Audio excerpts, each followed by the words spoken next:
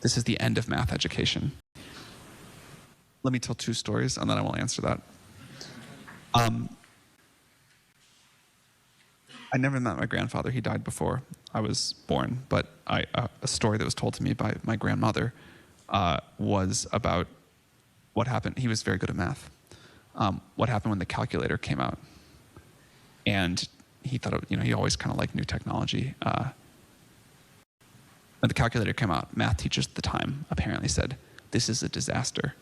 This is the end of math education. If you don't have to learn how to use a slide rule or look up stuff in the logarithms books or whatever they did at the time, why bother teaching anyone math? Like these kids are never going to learn. And it was apparently a real meltdown. And of course what happened is with better tools, we use our brain power for something else. We start teaching calculus in high school. We start exposing people to more advanced math. My own version of the story was when I was in junior high and Google came out.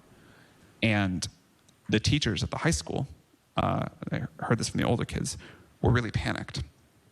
Because if there was this crazy new thing called Google, you didn't have to memorize facts. You didn't have to memorize the year that a certain war was fought. You could just look it up and what was the point of history class?